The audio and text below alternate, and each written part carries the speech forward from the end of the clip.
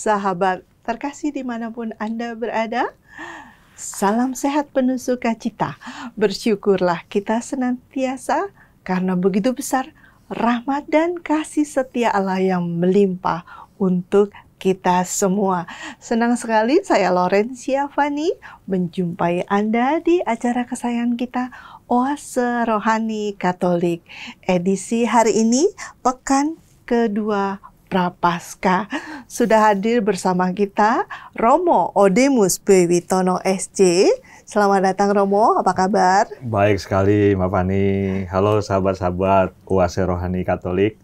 Semoga Anda juga semua bahagia dan kita bahagia begitu. Amin Romo.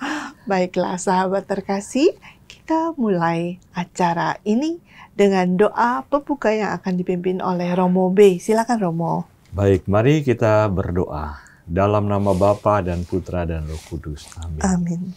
Allah Bapa di dalam surga, kami bersyukur atas segala kemurahan hati yang Engkau tunjukkan kepada kami. Belas kasih-Mu sungguh luar biasa. Semoga kami yang pada saat ini mencoba mencecap-cecap sabda-Mu juga merasakan cinta Tuhan yang begitu besar.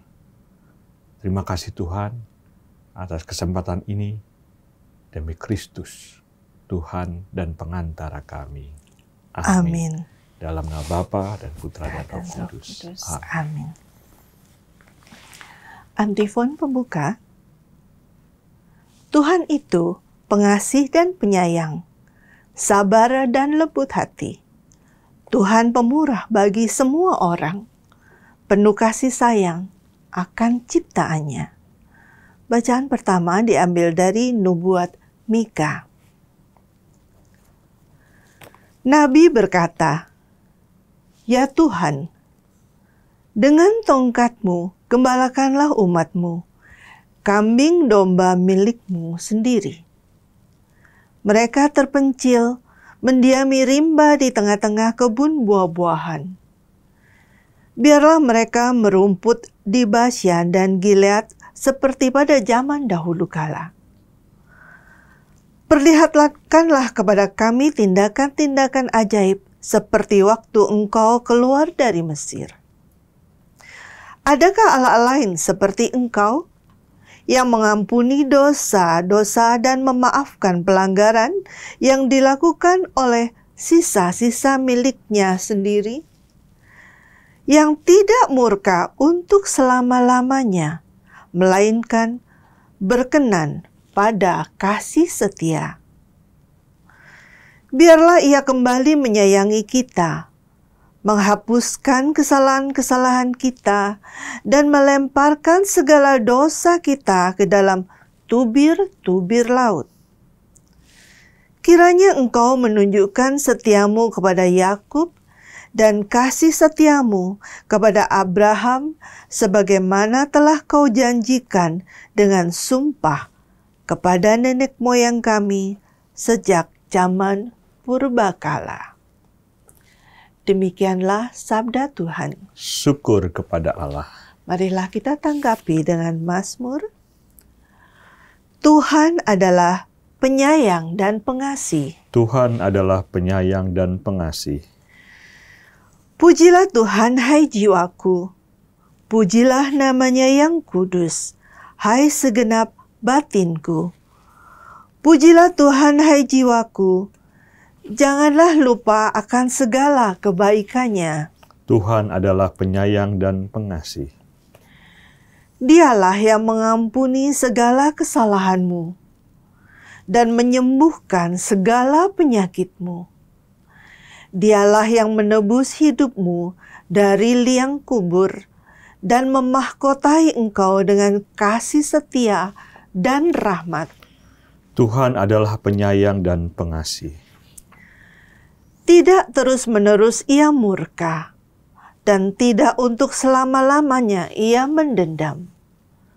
Tidak pernah Ia memperlakukan kita setimpal dengan dosa kita, atau membalas kita setimpal dengan kesalahan kita. Tuhan adalah penyayang dan pengasih. setinggi langit dari bumi, demikianlah besarnya kasih setia Tuhan atas orang-orang yang takwa kepadanya. Sejauh timur dari barat, demikianlah pelanggaran-pelanggaran kita dibuangnya. Tuhan adalah penyayang dan pengasih.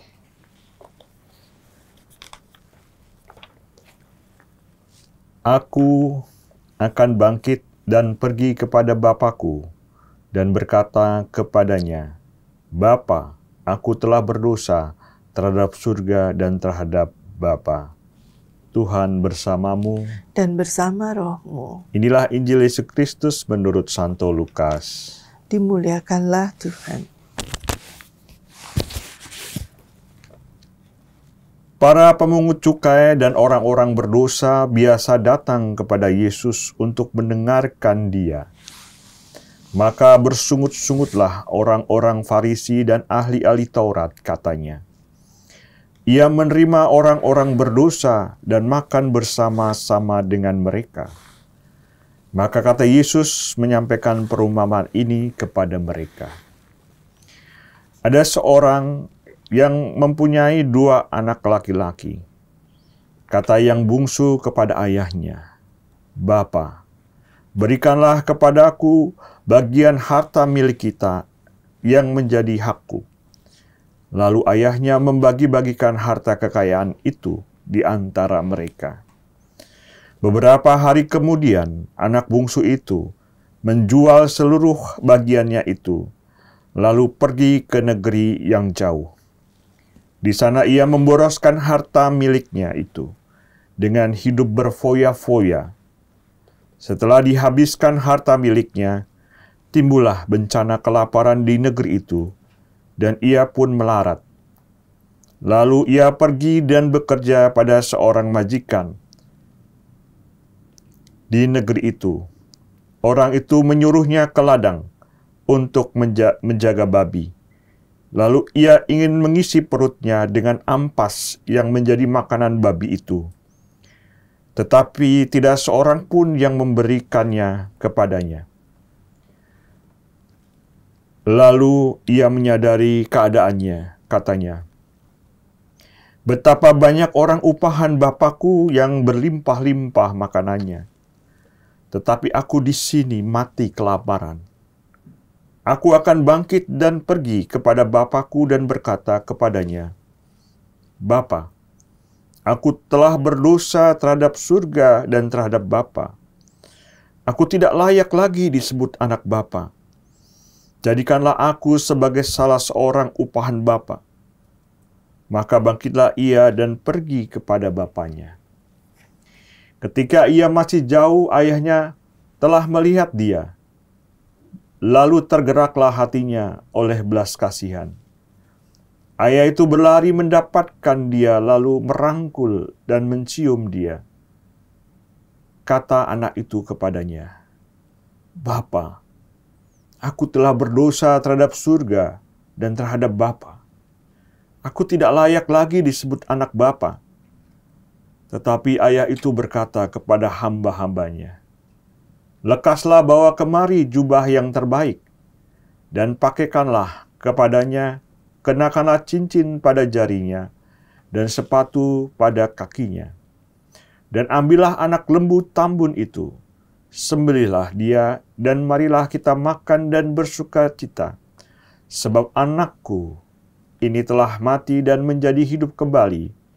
Ia telah hilang dan didapat kembali. Maka mulailah mereka bersukaria.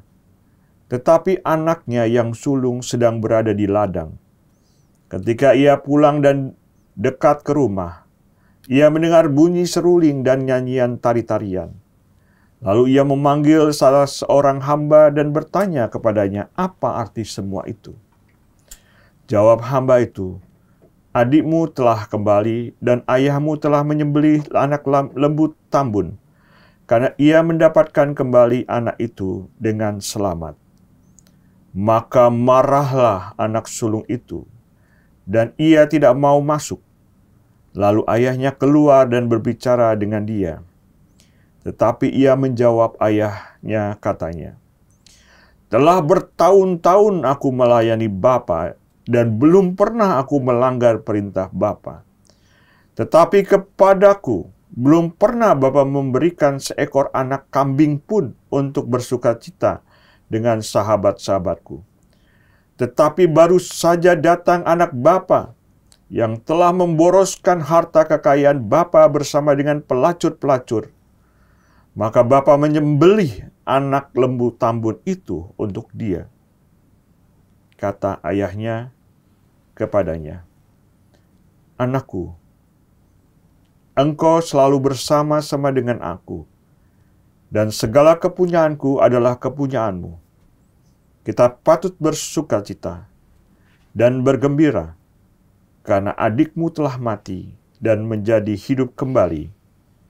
Ia telah hilang dan didapat kembali." Demikianlah sabda Tuhan. Terpujilah Kristus. Demikian sahabat terkasih, kita sudah baca dan simak bersama firman Tuhan untuk edisi hari ini. Mari sekarang kita akan menyimak insight apa yang akan kita dapatkan dari permenungan yang akan dibawakan oleh Romo B. Ya Romo, kita mulai dari bacaan yang pertama Romo ya. Ya, bacaan pertama. Nubuat Mika. Dia mengingatkan ya, Mika ya terhadap Tuhan. Padahal Tuhan nggak usah diingatkan Romo begitu ya. Yuk silakan Romo. Ya, kitab Mika ini salah satu dari 12 nabi kecil ya.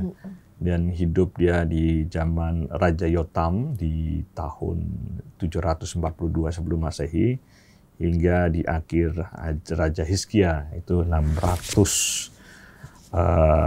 sekitar 687 sebelum Masehi. Dia sejaman dengan Nabi Yesaya, bahkan konon kabarnya Yesaya itu adalah gurunya dari Mika gitu ya, dan juga Hosea dan Amos. Jadi memang pada waktu itu banyak sekali praktek-praktek ketidakadilan. Banyak sekali hal-hal yang membuat bangsa Israel, baik itu di Israel sendiri maupun di Yehuda, itu jatuh dalam dosa. Akibatnya apa? Ya, akibatnya tentunya ada penghakiman di situ. Dan Mika ini berharap ya bahwa di balik kedosaan bangsa Israel itu ada pemulihan, ada harapan. Dan kita tahu bahwa apa yang dilakukan oleh Mika tentunya bagi bangsa Israel itu adalah sebagai semacam pengingat. Tadi kan dia menyebutkan 1-2 daerah yang bagus ya, Basan dan Gilead ya. Itu kan daerah ketika setelah dari Mesir ya, Yosua masuk ke Israel, itu memang tempat itu sangat subur. Jadi tanah dataran tinggi tapi sangat datar begitu ya, banyak rumput-rumput sehingga ternak-ternak. Ada aliran sungai. Iya, karena itu kan di sebelah mana ya, timur laut dari Sungai Yordan ya.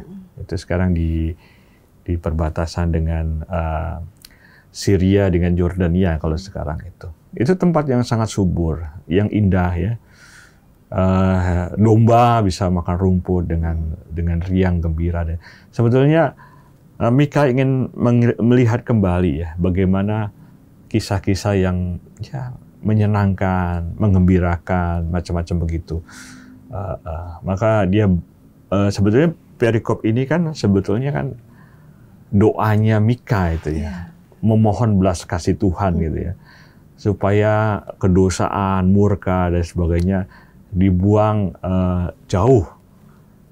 Di tubir-tubir itu jurang laut ya, udah dibuang ke sana lah. Supaya apa? Supaya muncul harapan Israel yang baru, Israel yang sungguh-sungguh pulih ya, dan kemudian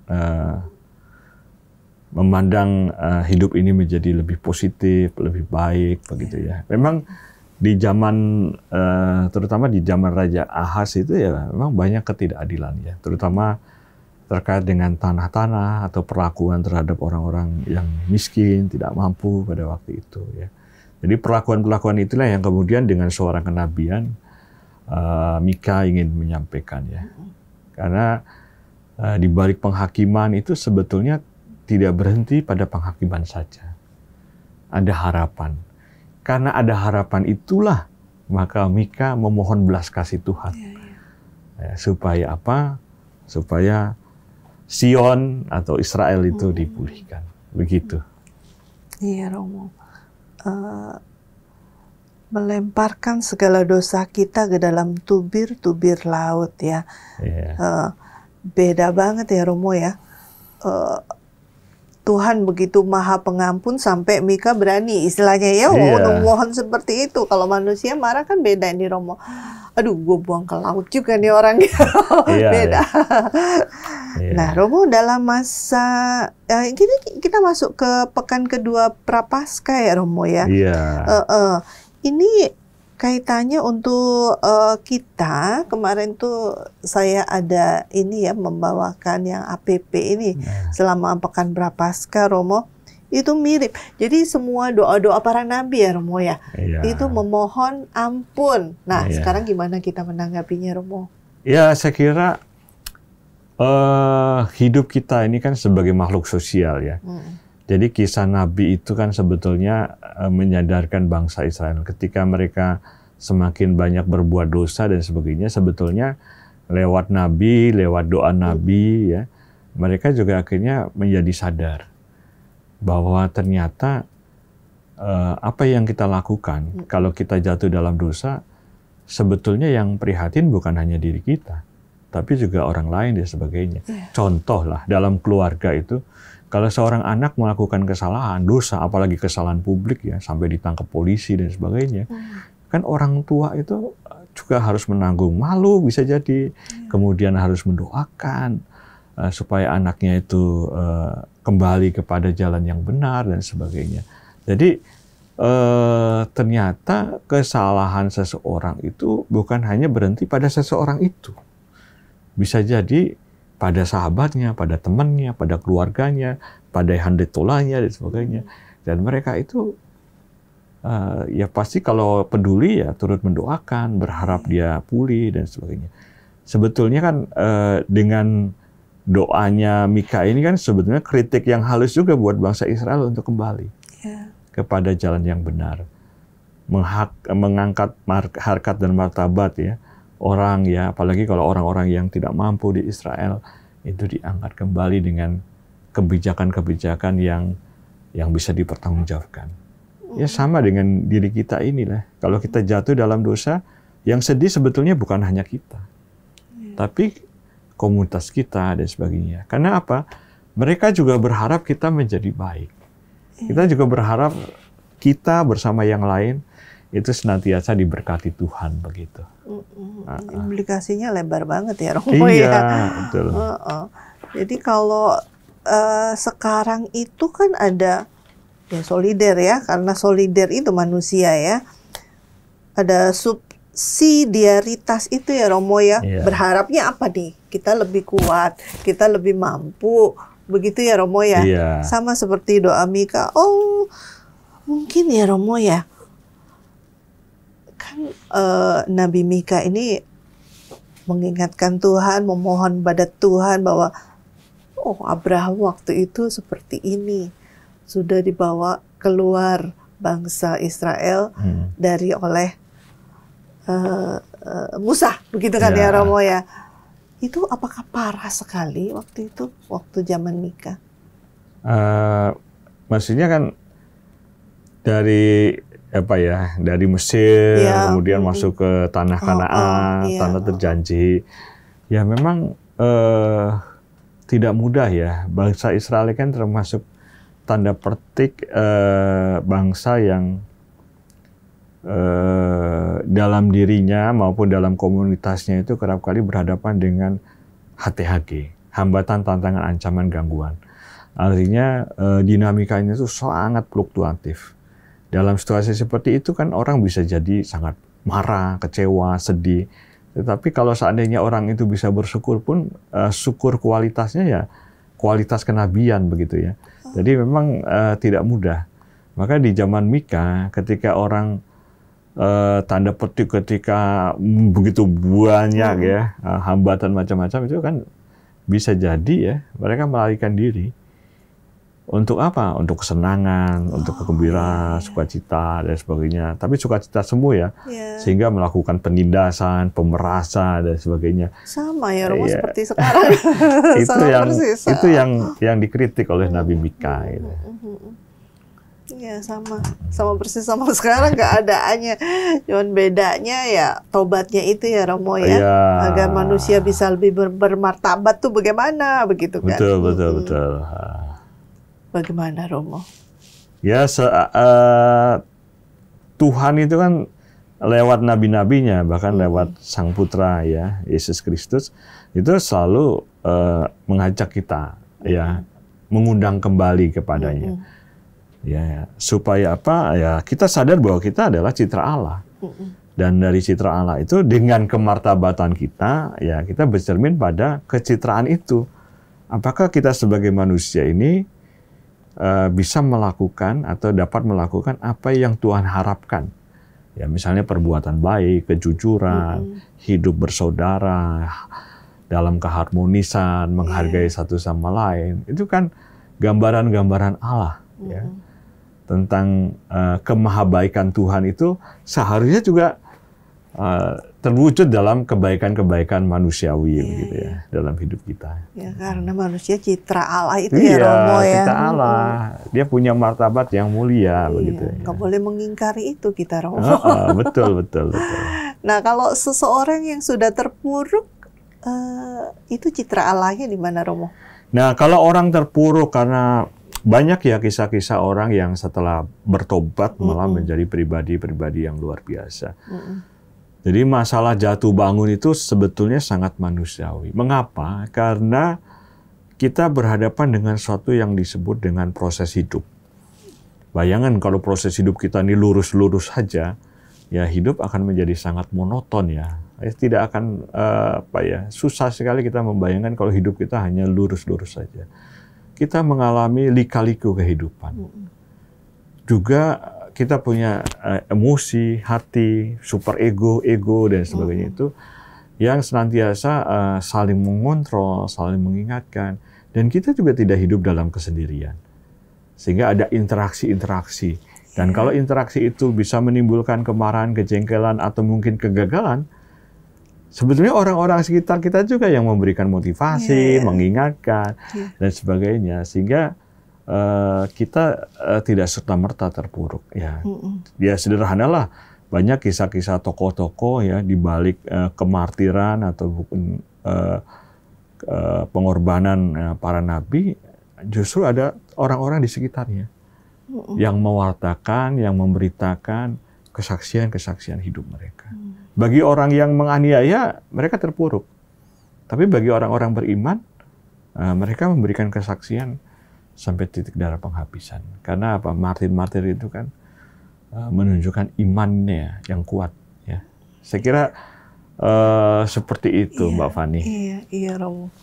Semoga kita bisa seperti mereka ya, Romo ya, menjadi saksi. Amin. Kita break sejenak ya, Romo ya. Sahabat terkasih, kita akan rehat sejenak untuk sesi pertama ini. Jangan kemana-mana, tetap di tempat Anda. Kita akan jumpa lagi di sesi yang kedua.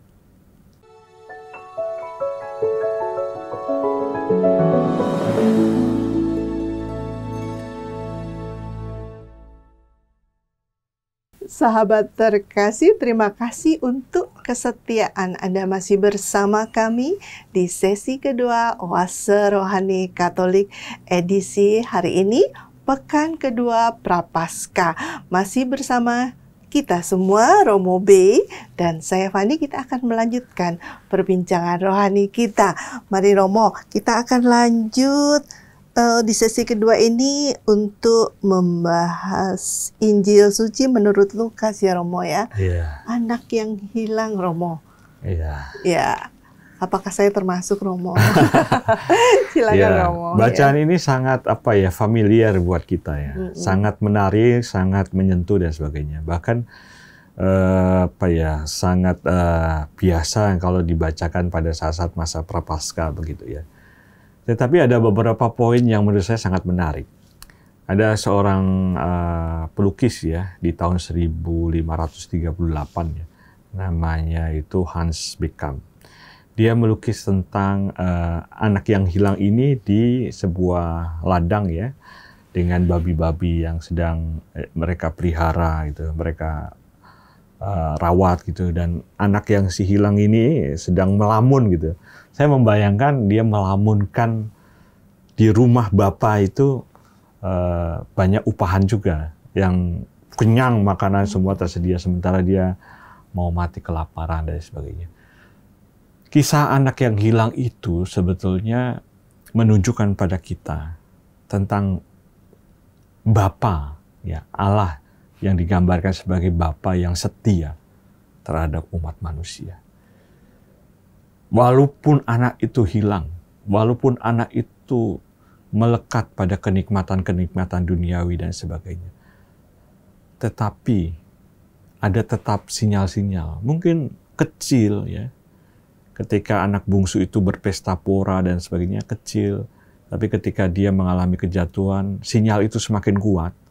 Dan akhirnya dia menghubungkan kembali kepada asal-usulnya, yaitu Bapa. Dan dalam pemikiran exeget atau para penafsir kitab suci, sebetulnya dalam teks ini mau menunjukkan bahwa rumah sesungguhnya itu, manusia, adalah di rumah Bapa. Jadi kita hidup di dunia ini memang sementara. Rumah yang ada sesungguhnya adalah rumah Bapa. Maka ketika kita keluar dari rumah Bapa dan mengejar apa yang menjadi keinginan-keinginan duniawi yang memberikan sukacita semu, kenikmatan semu, dan lain sebagainya, bahkan ketika kita harus jatuh dosa karenanya, kita tetap ditawarkan untuk kembali ke rumah Bapa. Lewat apa? Ya lewat pertobatan kita. Maka kita patut bersyukur dalam tradisi gereja ada masa prapaskah. Masa di mana setelah 1 tahun kita berproses, kita merenungkan apakah kita sudah jauh meninggalkan Bapa. Atau ini saatnya kita kembali kepada Bapa. Dan yang menarik adalah ketika si bungsu itu kembali, dia sudah dilihat oleh Bapa dari jauh. Kemudian dipeluknya, diciumnya, dikasih pakaian yang bagus, dikasih cincin dan sebagainya. Walaupun si bungsu merasa tidak pantas, tetapi bapaknya mengatakan, anakku yang hilang kini kembali. Ada motivasi, ada inspirasi, ada peneguhan Bapa terhadap si bungsu ini. Sehingga apa? Kepercayaan si bungsu ini kembali lagi. Tetapi yang terjadi ketika si sulung datang, ini menjadi persoalan. Mengapa? Ternyata si sulung ini kan hidupnya sudah selalu bersama Bapa. Tetapi pola pikirnya, ternyata dia belum sampai ke level rasa memiliki bersama Bapa. Masih tanda petik seperti pekerja upahan. Yang mengharapkan upahnya, dapat kambing atau mungkin lembu yang tambul untuk berpesta dengan teman-temannya. Jadi levelnya masih di situ. Itulah yang sebetulnya membuat Bapak itu akhirnya menegaskan kembali. Apa yang saya punya itu juga milikmu. Gitu. Jadi sebetulnya di sini ada 2 anak yang hilang sebetulnya. Kalau Henry Nouwen itu menggambarkan ya. Satu yang kembali dan satunya lagi justru tidak mau masuk begitu ya. Nah, tetapi Tuhan tetap merangkul. Tahun 1662 itu Rembrandt melukiskan bagus sekali tentang lukisan kembalinya si anak hilang gitu ya.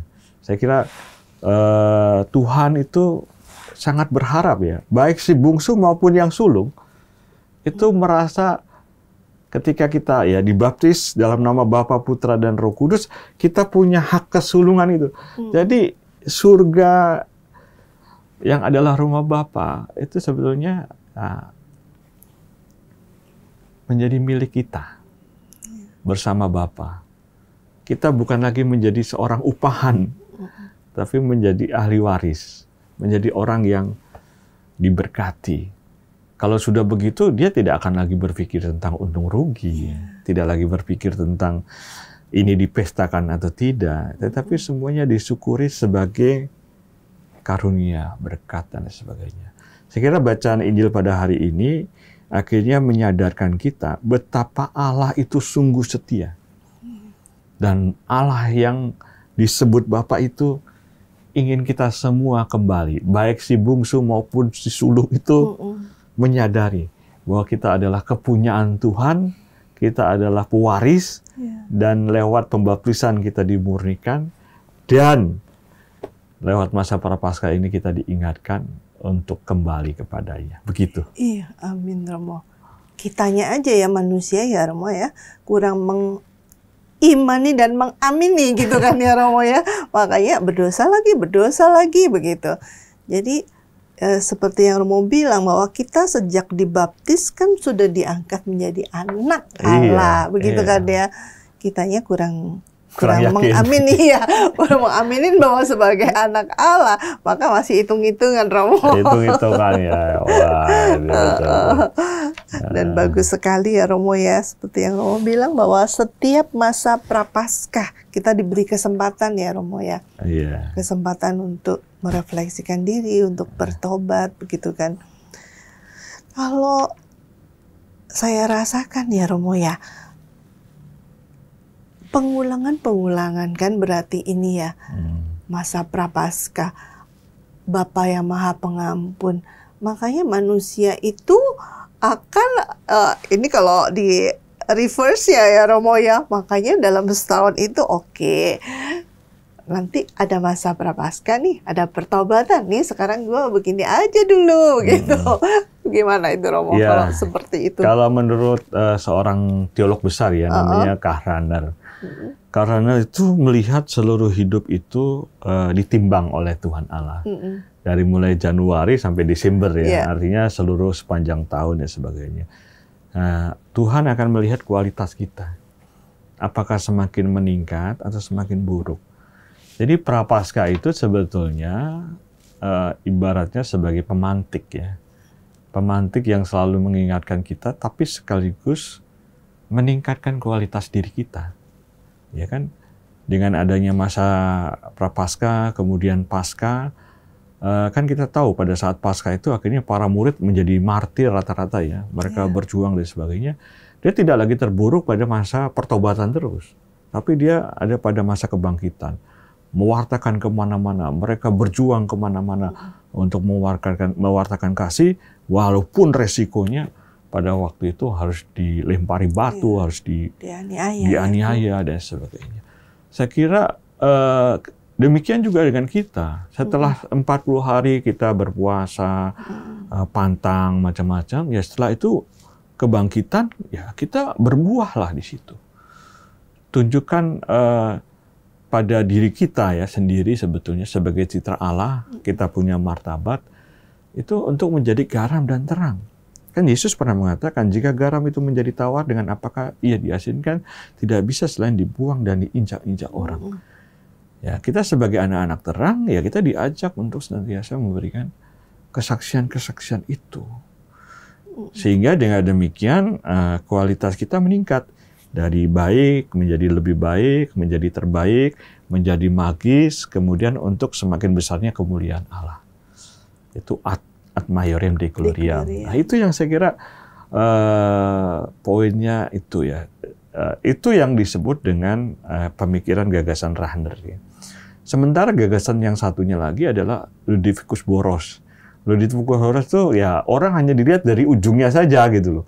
Jadi kalau ujungnya bertobat dia masuk surga gitu. Kalau ujungnya nggak bertobat dia masuk ya contohnya dia kan Santo Dismas ya, di salib kanan Yesus kan penjahat terus bertobat. Kemudian akhirnya hari ini juga engkau bersama aku di Taman Firdaus. Ya, tapi kan kita nggak tahu kapan kita harus meninggal kan. Kita nggak tahu tiba-tiba Tuhan memanggil kita ketika kita dalam kedosaan. Ya saya kira kita perlu terus memelihara iman kita lah. Kapanpun Tuhan memanggil, seharusnya kita ready, siap begitu ya. Karena apa? Tuhan selalu memberikan sinyal-sinyal pertobatan kepada kita. Nurani kita selalu akan menegur kita. Super ego kita selalu mengingatkan kita. Kalau kita jatuh pada kesalahan, pada dosa, dan sebagainya. Jadi begitu, Mbak Fani.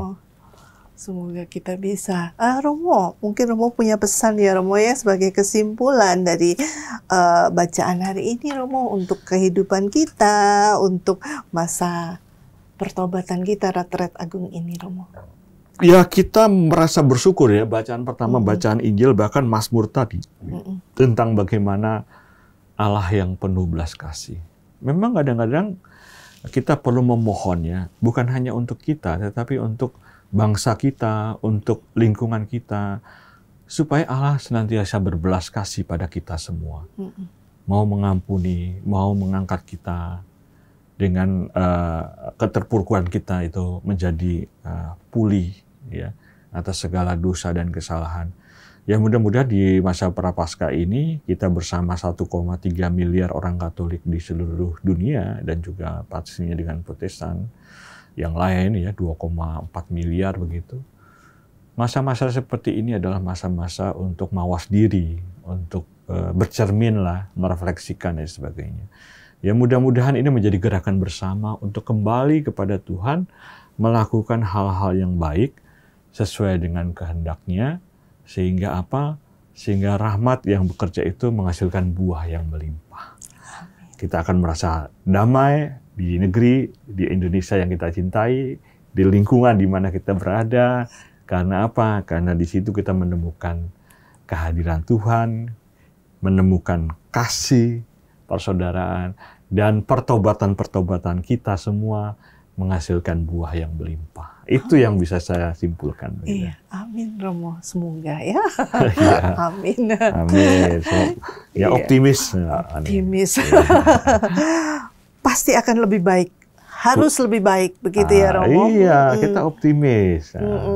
Karena kita tidak sendirian. Seperti dalam Roma 8 ayat 28, kita tahu sekarang bahwa Allah turut bekerja dalam segala sesuatu yang mendatangkan kebaikan bagi siapa saja yang dipanggil sesuai dengan rencana Allah. Artinya kita nggak sendirian. Allah selalu menyertai kita. Iya, amin Romo. Baik, sahabat Oase Rohani Katolik yang dikasihi Tuhan, kita sudah di penghujung acara Oase Rohani Katolik edisi hari ini. Kita akan tutup dengan doa. Silakan Romo, dan setelah doa kita mohon berkat dari Romo. Siap. Ya. Dalam nama Bapa dan Putra dan Roh Kudus. Amin. Amin. Allah Bapa di dalam surga, kami mengucapkan terima kasih atas segala rahmat-Mu. Kami menyadari bahwa kemanusiaan kami kerap kali kami jatuh dalam dosa, dalam kesalahan, dalam keterpurukan. Kami mohon pengampunan, mohon belas kasihan-Mu, sehingga kami boleh bangkit kembali. Semoga kami boleh menghadirkan juga karya-karya-Mu, cinta kasih, dan juga hal-hal yang baik, sehingga kami dalam hidup bersama, kami bisa saling mengasihi sebagai saudara, sebagai sahabat di dalam Tuhan. Allah Bapa di dalam surga, semoga di masa-masa Prapaskah ini, kami semakin dekat denganmu. Engkau pulihkan segala kelemahan dan dosa kami, dan Engkau beri rahmat, supaya kami juga bisa hidup bersama, berdampingan satu sama lain, dalam terang-Mu, dalam kasih-Mu. Semoga Engkau senantiasa menyertai kami, demi Kristus, Tuhan dan pengantara kami. Amin. Tuhan bersamamu, dan bersama roh-Mu. Semoga saudara-saudari yang hadir dalam acara Oase Rohani Katolik ini, dan kita semua, harapan-harapan kita, dan juga pertobatan-pertobatan kita, serta keseharian hidup kita, diberkati oleh Allah yang Maha Kuasa, Bapa dan Putra dan Roh Kudus. Amin. Amin. Terima kasih Romo. Sama-sama Mbak Mani. Salam sehat. Iya. Sahabat terkasih, sampai di sini perjumpaan kita. Romo Bey dan saya Fani pamit undur diri. Sampai jumpa di kesempatan lain. Salam damai. Salam damai.